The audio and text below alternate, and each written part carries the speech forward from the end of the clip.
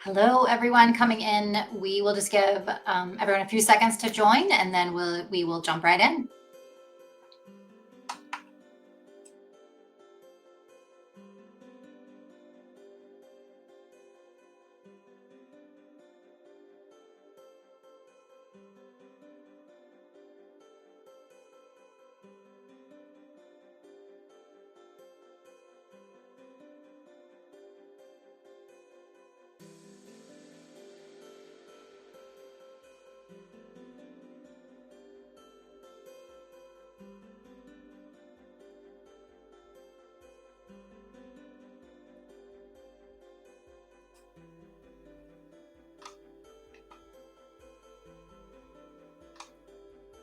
Hello, Marie. I'm excited you're here too. Hi, Beatrice.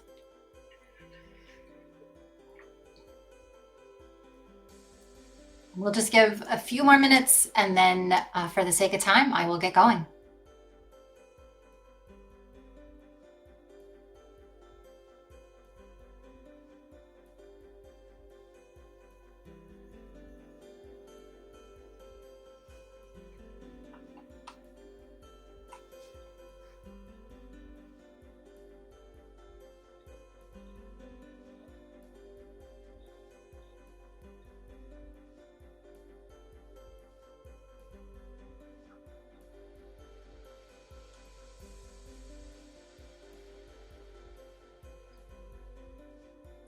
Chilly Los Angeles. Yeah, it is chilly here. I don't know what's going on. Although I'm heading to Chicago at the end of next week. I was just talking about that. And I think I'm going to be wanting this chilly Los Angeles after a few days in Chicago for sure. We'll give just another minute, and then I will get started.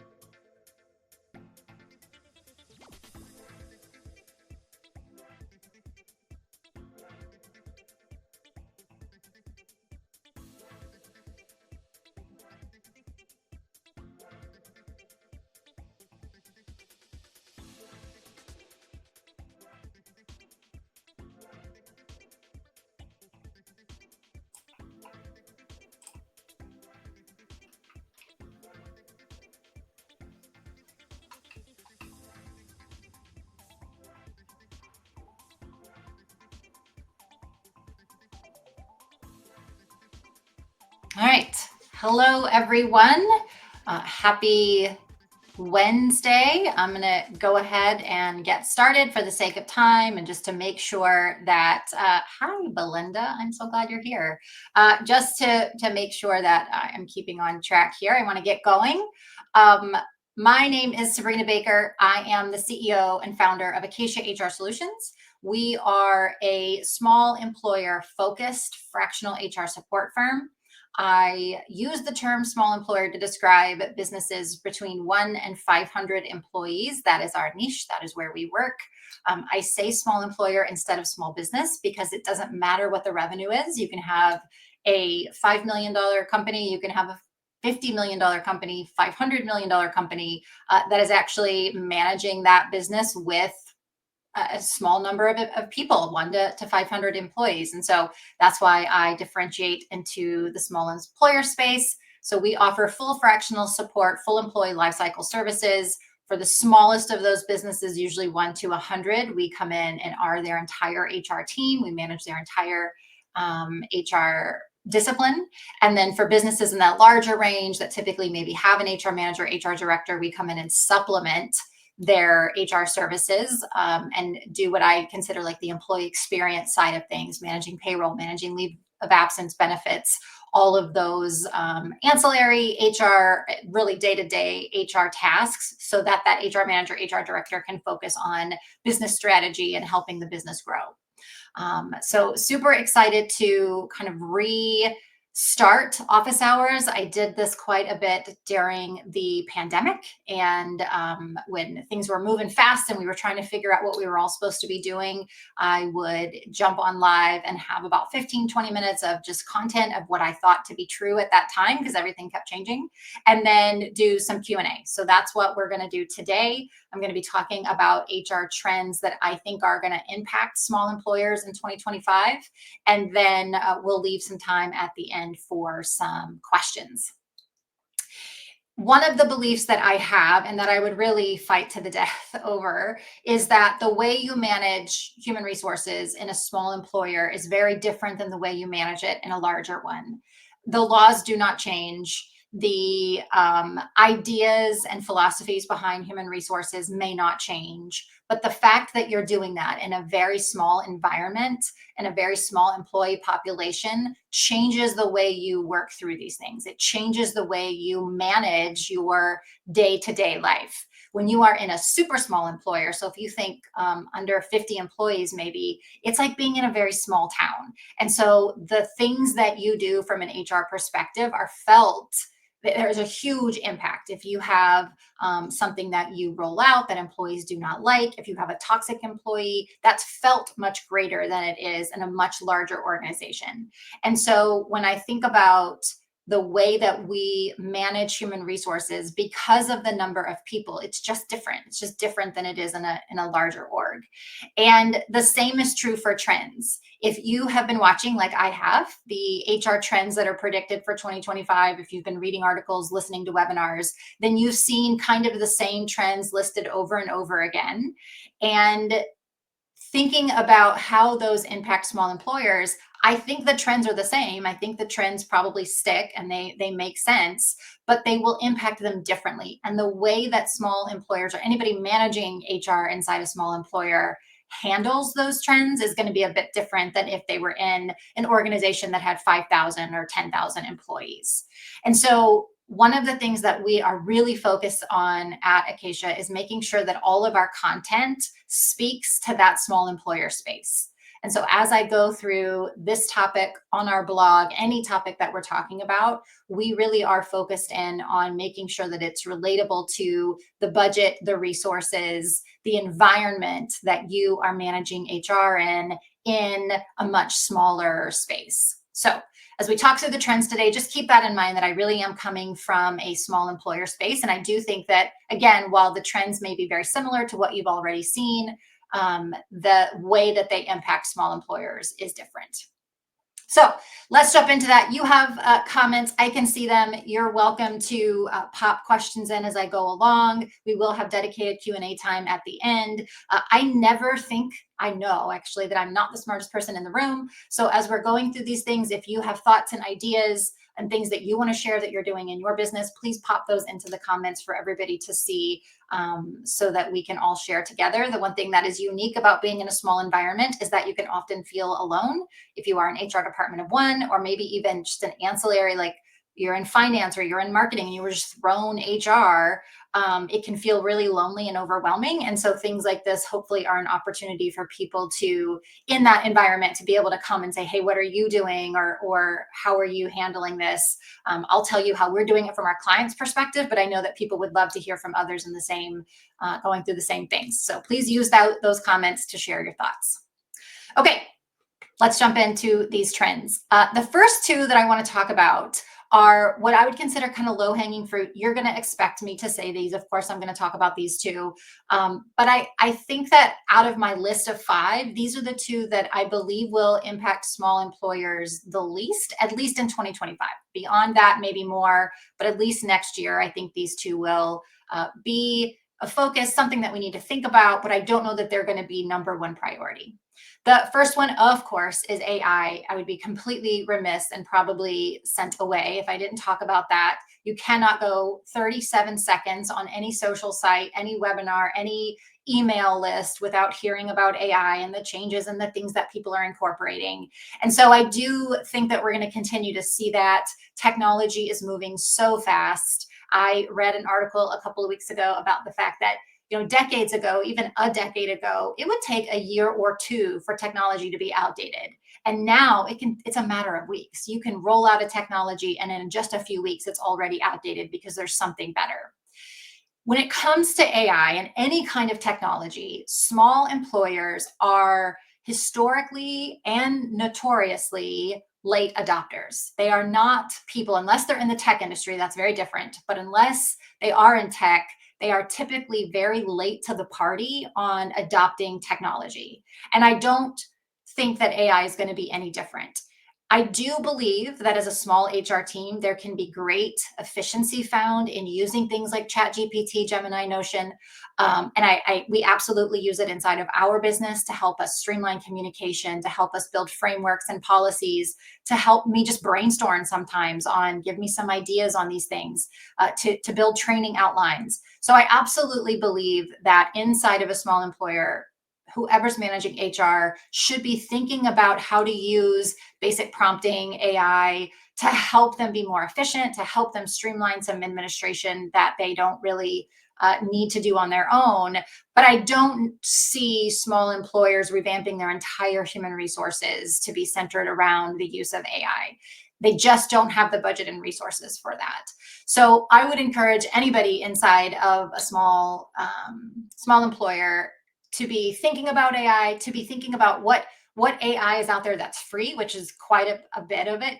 Obviously ChatGPT, Gemini, those things that I mentioned, those can be used immediately. You take a good prompting class and they can really change the way you go through your day, or give you kind of some initial thoughts on communication, on processes, on policies, on things that you can do.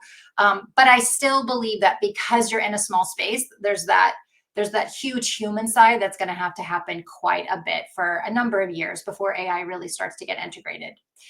On the HRIS side, we have all kinds of services. All of the HRIS systems are thinking about adding AI, or they already are adding AI components to their service. And if you have a system like Paylocity, ADP, Paychex, whatever it is that you're on that has AI components and you feel like it's going to make your business better or streamline the work that you're doing, you of course should look into that. But for a trend, I don't see AI becoming a complete focus in small employer human resources, just because I think we typically like to allow these things to roll for a couple of years and see how larger orgs are really utilizing them and what's really going to benefit a small business before we head straight into something like that. So I do think it's going to, of course, be a trend, and it's something that everybody should be aware of. Do I think it's top priority for small HR teams to figure out how to incorporate it? I really don't. I think that it's a priority. I don't know that it's number one compared to the other things that we have on the list. I will tell you, though, a piece of AI that we added this year that I think is a game changer is an AI note taker.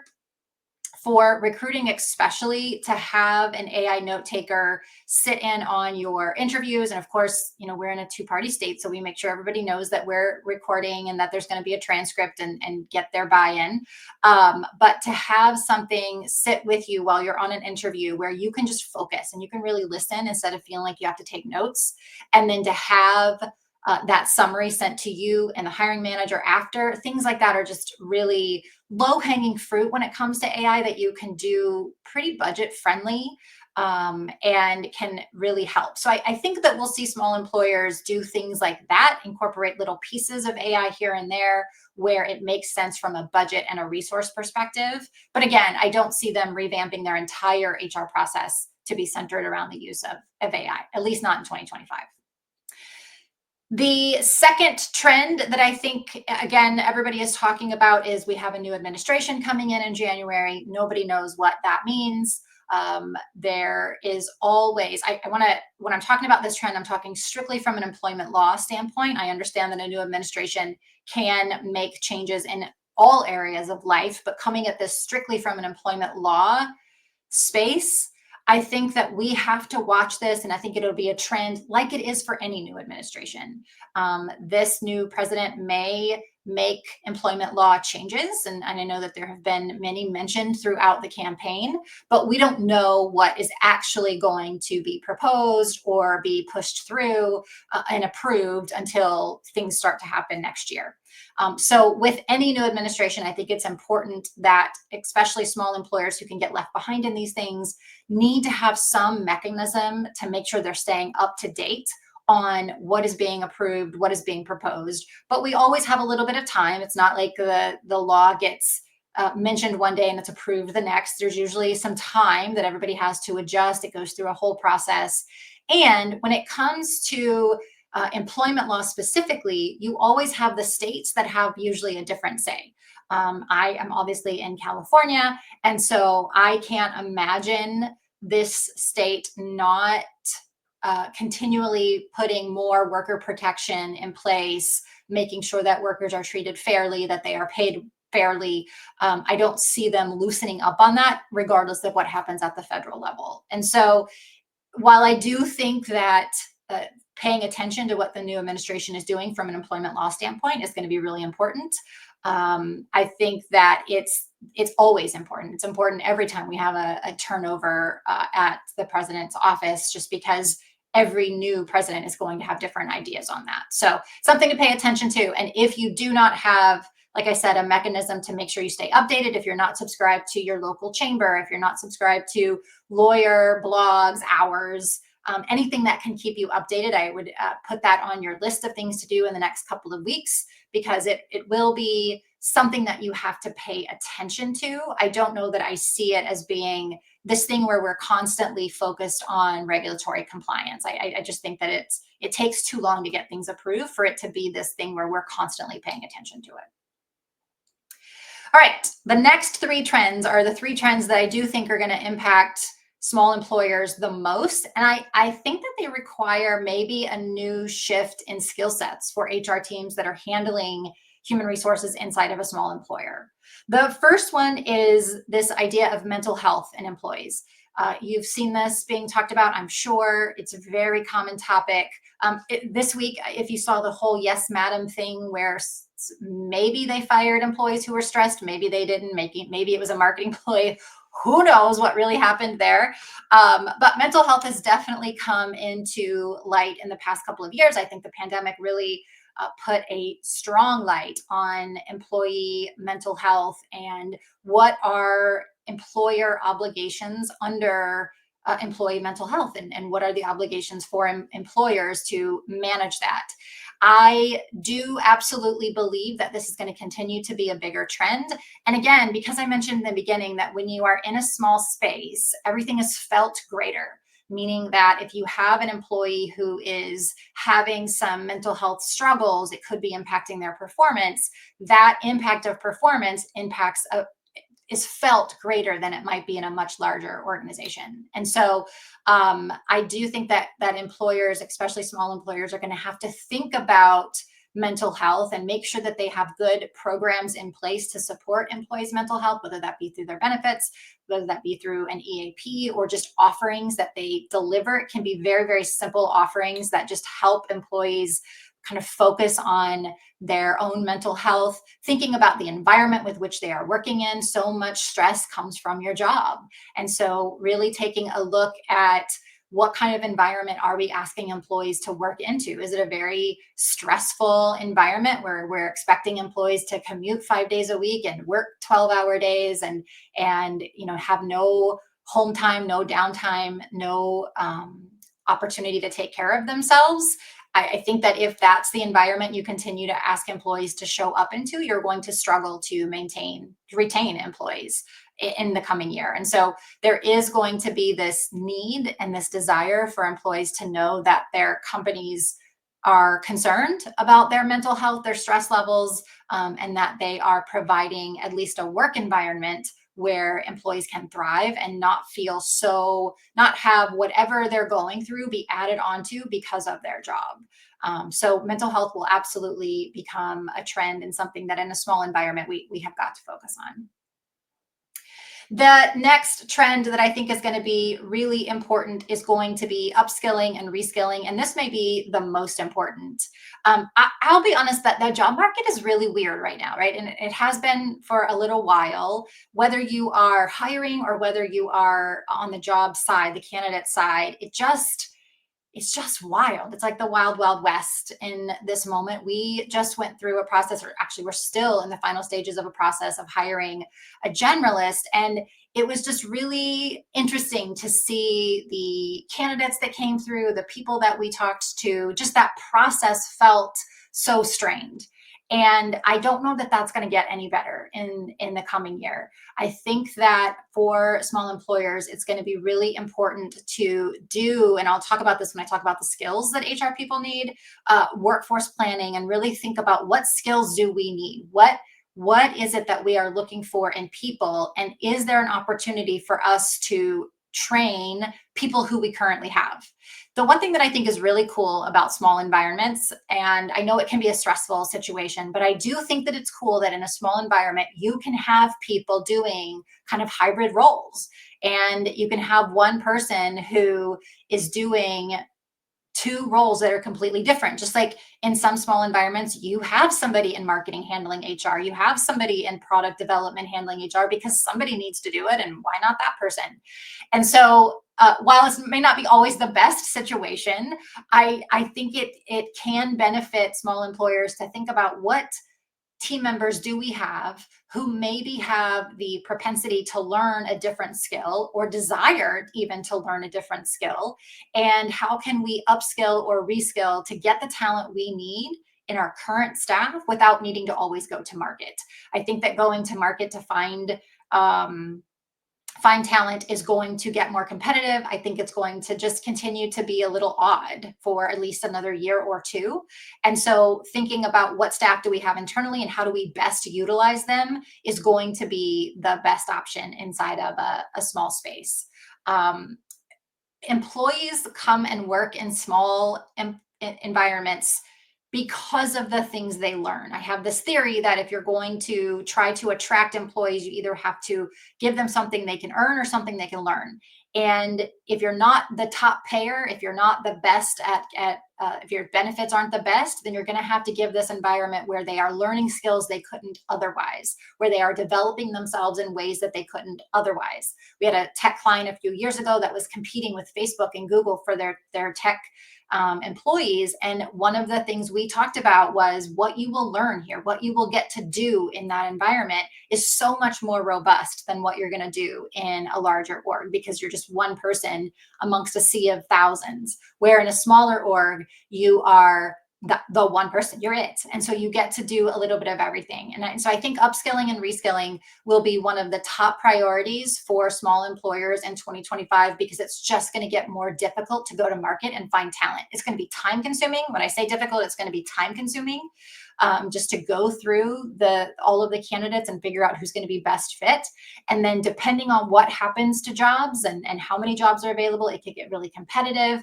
So I do believe that this should be a main focus. You should really sit down and think about, do some workforce planning and think about what roles are we going to need next year? What are going to be top priorities? What skills are we lacking? And when I say skills, I mean both tactical skills and soft skills, because that is going to be a top priority. What are we lacking, and how can we potentially upskill or reskill the people that we already have, rather than try to focus on going to market and finding new ones? So that's four. And then my final one, this is kind of a hot take, and this is something I've been thinking about for a while now. And it's based on kind of the way that we've been working with clients. But I think we're going to see a bigger shift in the way that we think about how we build culture. For many years, culture was and still is a buzzword. It was something that we used to talk about foosball tables and parties and open bars on Friday nights after work finished. And I think that people are finally realizing that's not what culture is. And we will see this shift. And certainly, this is kind of a shift that I'm going to make internally with my own team and how we think about this, to shift from culture to employee experience, that kind of doing away with the word culture and thinking about what is our employee experience. And I put this as a top priority for us because I think that it affects everything else I've just talked about. Thinking about what happens when employees show up to work. What is their day like? How many meetings are we putting them through? How many emails are we sending? How many things are we asking them to do in an 8-hour day? And is that reasonable? What is their experience when they need to go on leave of absence? What is their onboarding experience? What is the open enrollment experience look like? And really thinking about how can we make that as streamlined and as easy as possible, as easy to understand and also as easy to manage as possible on both sides.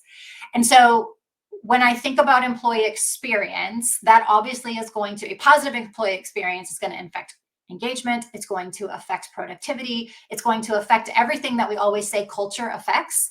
And so I think that for years we have wondered, how do we impact culture? How do we change it? It's this organic thing. How do we steer the ship differently? How do we grow culture? If you're in a startup, what do you grow? How do you do that? And when we shift from thinking it's not culture, it's employee experience, that's what we're focused on. That's what builds the culture. That's what drives the behaviors and the way that we treat each other and the way that we work together. Then I think we're going to have a much easier time focusing on building something where employees want to stay. I think that with the upskilling and the reskilling and this shift to employee experience, what small HR teams should be thinking about is, how do I build an environment that makes employees want to stay? And it's not about making them happy per se, because we can't do that. It's about creating an environment where they feel like they are able to do their best work. They are able to be developed. They have mechanisms for feedback where they are giving and receiving feedback on a regular basis, where they know that the leaders inside the business care about their future development, even if that takes them outside of the business. I think when you are creating an employee experience where all of those things are present, then your retention is, even if your environment maybe is a little unique or it's a little stressful, when employees feel all of those things, you're going to have way better retention. Turnover in a small business is deadly, right? It can be absolutely detrimental to have a member or two leave, especially if they're top contributors. And so the more that you focus on the retention rather than the recruitment in a small space, I think that is really smart strategy to make sure that you are setting yourself up, not just in 2025, but really beyond. So those last two, the upskilling and reskilling, and then the shift of a focus on employee experience and thinking about in every stage of the HR process, from recruiting to onboarding to performance management, training and development, all the way through, how can we make sure that we have a streamlined, easy to understand, easy to work through experience for employees where they feel like this isn't such a slog all the time, but it's something that they actually feel good about working through, and they feel like they are learning and being developed. So that was a lot. Those are my top 5 trends. Those are the ones that I feel like small employers are going to need to focus in on the most, kind of from the last one I said to the first one. That's the priority that I would rank them, and where with clients, we are really spending some time focusing. I'm going to talk just for a second about skills that I think HR teams need to develop for next year or need to start thinking about, and then I'll take some questions and we'll be done. The first one is data analytics. And again, this is an area where I feel like small employers are late adopters, where we're not using data as well as we could to make decisions. And I think, especially as I talked about the workforce planning and thinking about what skills do you need, where are there gaps, there's going to have to be some data analytics that happens in small spaces. And this just depends on size too. If you're super small, the data off the top of your head. But if you're, 100 employees plus, it's probably good to start looking at what is the data telling you? What are the trends telling you inside your org? And then how do you manage to that? So a lot of times in human resources, I think we kind of have this default, because we are so close to employees. We are so close to what's happening all of the time, that we assume we know a lot. We assume that we know what employees are thinking or feeling.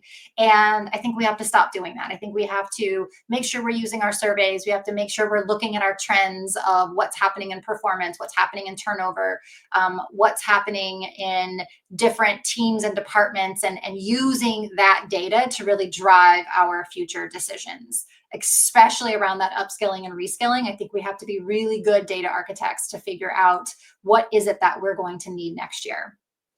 The next skills that I think HR pros are going to need is negotiation skills. This is always true, but I think that especially if we do have to go to market to hire, it could get a little competitive. We're going to need some negotiation skills. We're going to need to understand, how do we deliver what our employee value proposition is? What is our employee value proposition, and how do we deliver that, and how do we negotiate? And I'm not just talking about negotiating salary. I'm talking about negotiating a marketplace that is not friendly to small employers.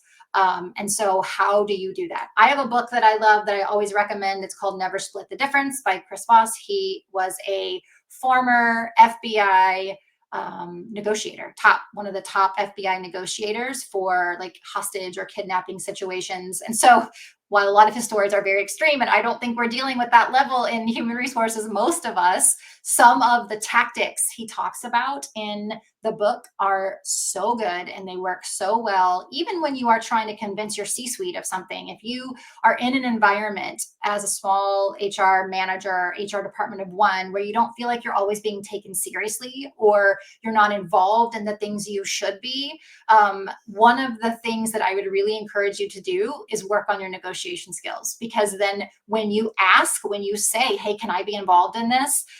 Having that's kind of a negotiation. And so having those skills to be able to work through that can be really beneficial. So that's my book recommendation, Never Split the Difference by Chris Voss. The last skill that I would say is really important for small HR teams is really to focus in on the soft skills. Another area where I think we assume we're really good because of the nature of what we do is in soft skills. It's in communication, it's in empathy, it's in emotional intelligence, in compassion, all of those things. And for the most part, I think we are. I think we are better at that than naturally the other department leaders maybe in our organization. But I think it's going to become even more important. Communication is something that I am pounding away. My team who's listening will tell you, I am pounding away right now internally, because I think as we move forward, the communication that we deliver has got to be near perfect. It's got to be clear. It's got to be concise. It has to be confident. It has to be compassionate. And so we are spending a lot of time focusing on those soft skills. Communication and leadership are two areas where you're never done. There's never an end goal. There's never a day where you get to say, I'm the best communicator I can be. I'm the best leader I can be. There's never a time when people are the best, because that is constantly a moving target. There's always things you can improve upon.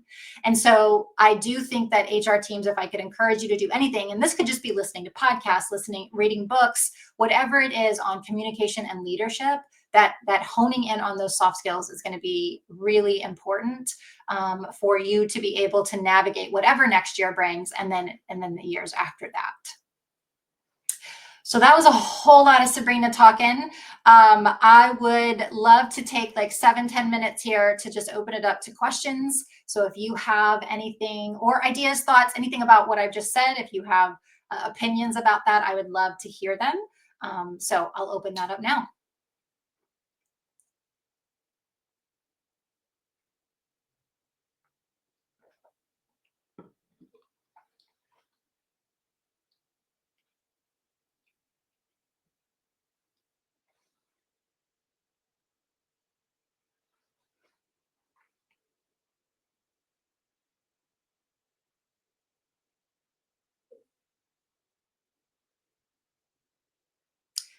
Let me just keep talking. I know some of you are typing, but let me just talk a little bit about um, AI. I get asked quite a bit about AI. So let me talk about that. I know that if you have like HRIS systems, you may be getting emails about, we just added this AI, we just added this AI.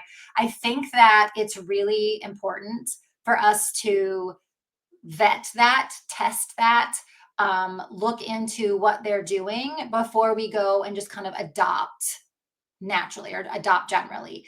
in a small space, again, right? The smallest action can have this huge impact. And so you don't want to push things out without having tested it or vetted it. We with our clients, we test everything. It can be just a form we're sending out, but we will test it because we know that the minute it's wrong, the minute that we send it out and it doesn't work or something, that we're just going to get blasted by 50 people or 100 people, whatever it is. So just with the AI stuff, I know this is a kind of a question that I get quite a bit is, do we just immediately adopt whatever our HRIS system put out there? And I don't think that that's what you should do. I think that you should definitely make sure you're testing, make sure you're vetting, test with a very small group. And then if you feel like it's working, if you feel like it's something you can roll out, please do that. Okay, let's see. You talked a little bit about mental health earlier. I'm curious to know what ideas you may have for small HR teams or those of us doing HR alone to effectively support employees' mental health. Okay, so I have an opinion on this. I don't know if it's a popular opinion, but let's see. I don't think that employers have the full 100% responsibility to affect employees' mental health. There's so many things that go into mental health, their personal life, what they've got going on, where they feel, how they feel about themselves. There's a lot that happens around mental health that I can't say that I think that small employers have a 100% responsibility to fix or manage or be responsible for employee mental health. But I do think that they have a responsibility to think about how they're contributing to it. And the thing that is easy for us to do, again, is focus on that employee experience and focus on what kind of experience are we giving them when they show up to work every day? And is it one that is probably adding to their mental health issues, or is it one that is hopefully being some calm in the storm that they have? There are so many free resources online that you can use to just think about throughout your day, depending on your environment, what would be beneficial to my employees? Is it that we are all, that I'm just simply sharing mental health tips and tricks, right? Just sending notes around, hey, have you taken a deep breath today? Have you gone and got some water? Have you taken a walk? So simple things like sharing tips and tricks. Sometimes when you share ideas on things that you're doing or things that you want to do, that inspires others. As HR, we often take on the burden of figuring all this out of ourselves, and we absolutely cannot. And we don't have the time or the resources, nor are we often the smartest person to do that. And so, asking employees what they're doing to help their mental health, sharing those tips with everybody is a really great free way. Thinking about the benefits that you have, what benefits are you offering, and are there benefits that maybe employees don't realize are there or they're not utilizing fully that could be contributing to their mental health? We had a client a few years ago that had this ancillary product that they were offering that gave free yoga classes and free, I think, free therapy sessions once a month, and employees didn't even know about it. So look at the benefits that you have and make sure you really understand what are you offering, because there could be things in there that you're already giving that can contribute to mental health that you didn't even know about. Let me look. Oh, we got quite a bit here. Okay.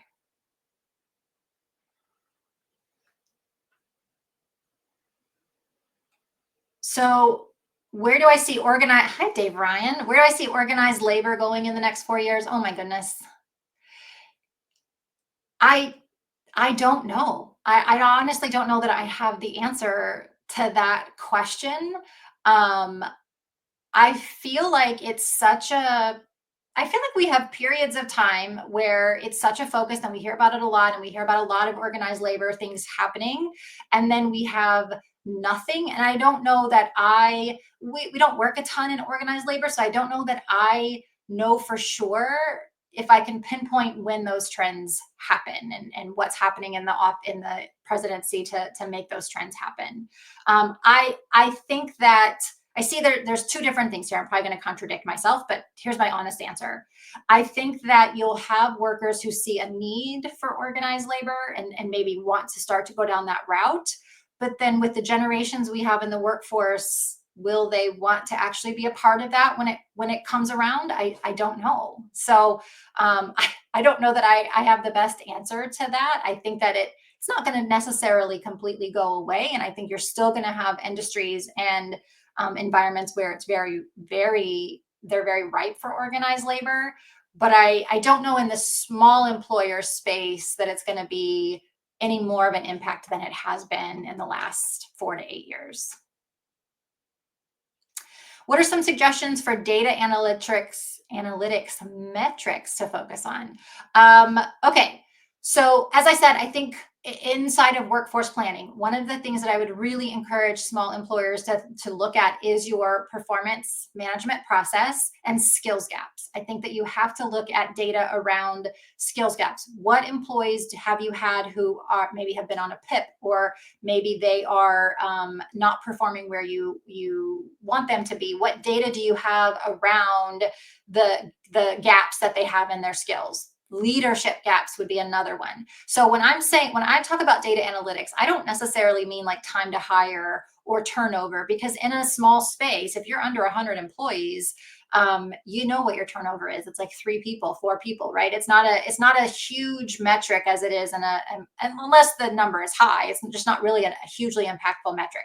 I'm talking more around data analytics, around performance, around progress. So as you are onboarding somebody, how fast are they getting up to speed? And is that as fast as you think it should be? Or do you need to look at the onboarding process? What skills gaps do you have in your employees and in your leaders, and what gaps do you need to fill in there? And so I would really, in a small space, focus on data analytics that center around the performance of the organization. That tells you as an HR leader, are our processes working, or do we need to revamp them? What do we need to add in? Where can we reskill? Where can we upskill? So I would really take the time to focus on that performance piece of data analytics, rather than some of the traditional HR metrics. I think that workforce planning piece, asking yourself, going through every employee and saying, what's their propensity to be here in the next year? And what is our plan if they aren't? What skills gaps do we have? What performance metrics do we need to put in place? I think those are the places where you're going to find more bang for your buck in a small space. Let's take one more and then, okay. Thank you, Danny. What strategies can small employers use to identify the most critical skills for the future and implement cost-effective upskilling programs? So here's one of the areas where I feel like small employers sometimes fall a little behind, is that we don't have good goal planning. I do think that hopefully your businesses that you're in have really good plans for setting goals for the coming year. And all of that should cascade down. So you have your overall business goals, and then that allows you as an HR leader to look and say, okay, here are then the HR goals that we have from that. Here are the things that HR impacts. Here's how we can help us get to these business goals. And then when you know those goals, then you can figure out what skills are we going to need. It's going to be based on the product or service that you are offering and how that's changing. Obviously, if you are in a tech space, then AI is changing your product or service. And so you're going to need those types of skills to come in and be able to move you forward. If you're in a service-based industry, then it's going to be more soft skills. So really looking at what are the business goals, where are we going in the next 1 to 2 years as a business, and what are the skills that are going to be needed to get us there? That's the biggest analysis. And so that's why, for those of you who maybe struggle to get your leadership to share those things with you or to make you be a part of that, that's where those negotiation skills are going to come in. That's where those soft skills are going to come in for you to say, hey, I can help you here. I can help you figure out how we do these things with our workforce, but you got to make me be a part of this.